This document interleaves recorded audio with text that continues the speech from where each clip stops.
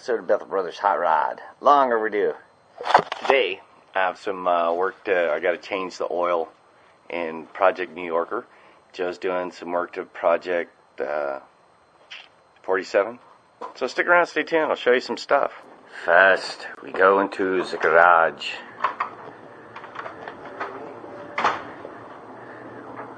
Project 47. Look at what Joey did to his car. Yes, that's the motor outside of his car. You guys haven't seen Joey in a long time, so I figured I'd let him update you on what he's been doing. Throwout bearing went out, and with these old X-frames, the tranny sits back through that hoop where the drive shaft's at, so there's no way to unbolt it from the tranny from the motor. See how it goes back to a drop point? It out. So the only way to get it out is to take it all apart and pull it out. So it needs a new throwout bearing, so while I'm at it, I'm just going to replace the whole clutch. And be done. And some linkage too, yes? Yeah. Are you going to do that? Yeah, I'm going to make them adjustable, where right now they're solid. Here's the shift linkers from the column. And the way they were shifting, he was describing that first and second are really close, but third and fourth are very far apart. So he's going to put on these a little adjustable bobbers, which maybe you'll be able to see later. I don't know. Yeah, you can see it. If you film it. Joey says he doesn't film because he don't know how to edit. So that's why he doesn't have no video on all this work. I just fix cars, man. He fixes cars. He'd like to show you people, but he's lazy. Oh! Yeah. And this proves how much he's lazy. See all this? This is lazy. Man. But you could film it. He could do. I told him you could do it with your phone, dude, and you could have your own YouTube show, and people could see you. And he's like, I don't know how to edit. I'm lazy.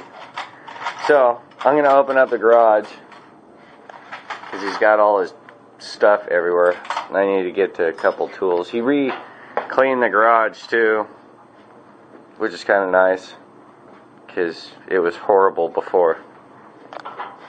So yeah, he's got some work ahead of him. I told him, why don't you just go to an automatic? And he's like, I gotta change everything. This X-frame sucks. I don't like it.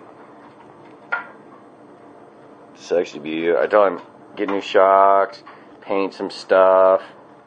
It's out, might as well. You know what I mean? Big chunk missing out of the frame there. You box that in a little bit. The fuel pump sits down in there. Yeah, but you can't box that in. Master welder guy, you can't like underneath it and then up where it would still fit. Couldn't do that. I could. Put some of the strength back, maybe even a cross underneath there, or like I did on Sam, maybe. No. I don't like that. I don't want to see. I told you he's lazy. Or not. It's like, cool. See, that's what it's supposed to look like. But there wasn't enough room, so they chopped that out. Joey didn't do this. My dad, our dad did. The guy who bought the cart from did. Oh, Dad didn't build this. He lied.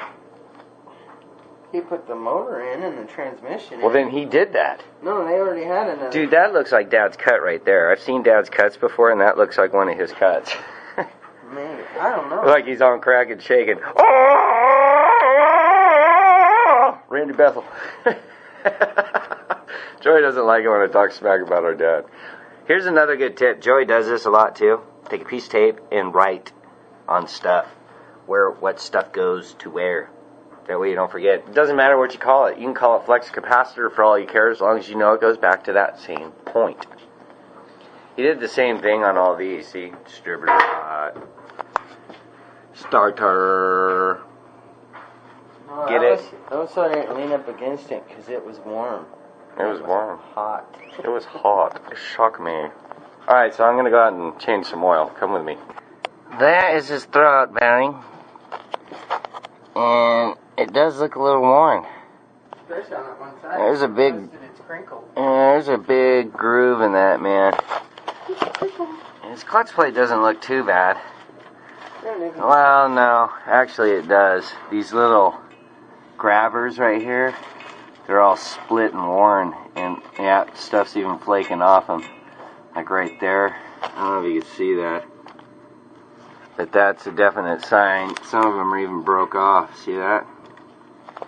So yeah, it's probably a good idea. That one looks a little different, man. Just saying. Well, no, there's a clutch disc inside, behind the Flankelstein. Flankelstein? Yeah, it sits on there. That's these springs are what gives that its pressure. I think I'll pull it off. This is the one out of the extra clutch I had out of the 65 when I had it rebuilt. I did something else to this too. Here in the back. I just didn't film it. There's this little cover thing up here, okay? You see it? Are you filming it? Camera, you piece of crap. And some of it started coming off on the bottom. So what I did, and I'm getting oil all over the seat, is I took an old t-shirt and wrapped it because it looked like crap. It's kind of cool, huh? It was like a tough guy t-shirt and I just didn't look cool in it, so I did the back end. I gotta get something that takes oil up off of velvet. Clutch plate Joe had for the Project Chevy, and the one that's in the 47. Even though this is a Ford, it's got Chevy guts in it, just in case you're wondering. But yeah, this one's a little worn out, and it's totally smaller, so he's got to find a smaller one. Just didn't look right. See how smooth it is. This one's newer, older, newer, older. So yeah, flywheel looks good though, no cracks, so that's all good. No missing teeth in the starter. Sometimes that's what'll cause your if you're trying to start and nothing's happening, you're missing teeth. You might have one of them there Alabama flywheels. Missing teeth. Sorry, Alabama. What are you bitching about? What? None. I was just being funny. Was it? Yeah, I said if you're missing flywheel teeth, you might have if your starter's going, you might have an Alabama flywheel. Either that or your starter's just come loose, and either that or you need a shim kit. Either that or... Or you could have an Alabama flywheel. Yeah. Generally, I always go with Pennzoil when I'm changing oil. I've used it since I was a wee bitty young grease monkey. It's reliable. This time I went with a Fram filter. Last time it was a Napa filter. This one's good for 5,000 miles. I always change the oil in the ride that I'm in at 3,000 miles or before, never after. It helps keep your car running longer, cleaner, faster, stronger, so it can carry you around. Something that's very important is you prime these. Dump some oil in it, and then before you put it on, rub some oil around this black rubber seal. That way when you start up your motor, it doesn't have to start filtering oil and then discharge it. It'll allow the oil to flow in and then come right back out. So that's what you want. You don't want a dry start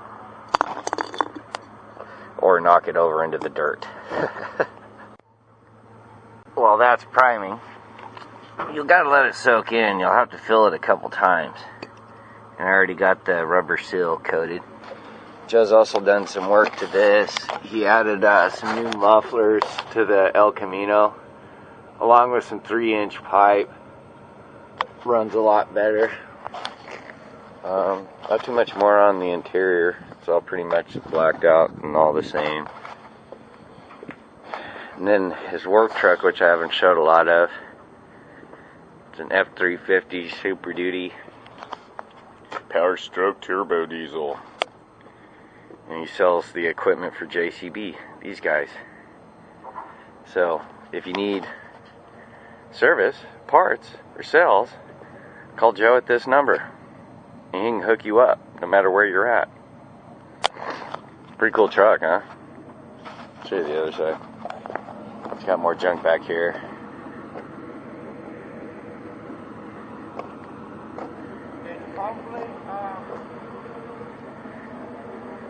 like that loader.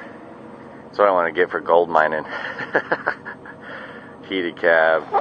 Kicks cat's ass, hands down. They're way more powerful. So if you want something stronger than a cat, more durable, this is who you want to talk to. When you're putting on the filter, screw it on as fast as you can.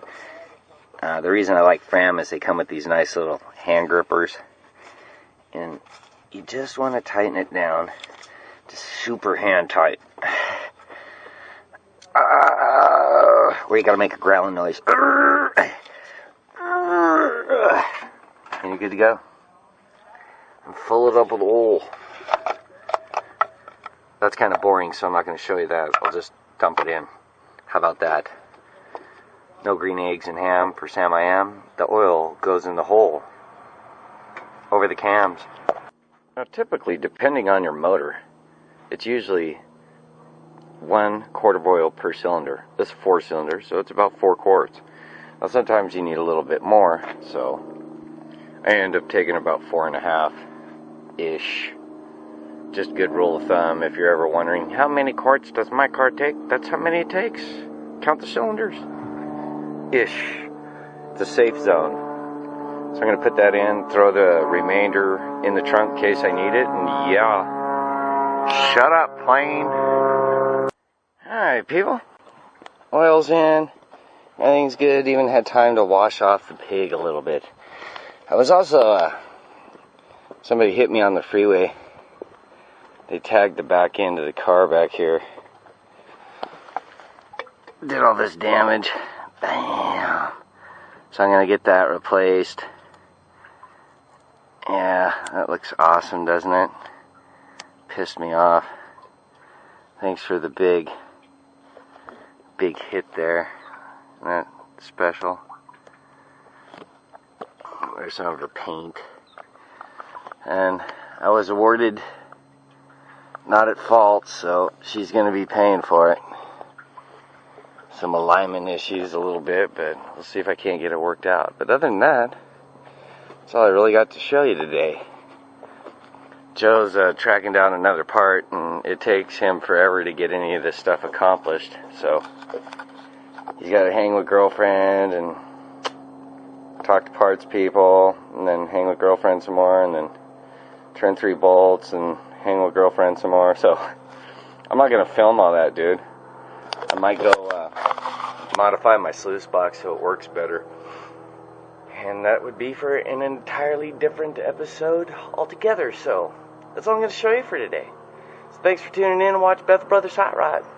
Hope it was helpful. Peace out, babies.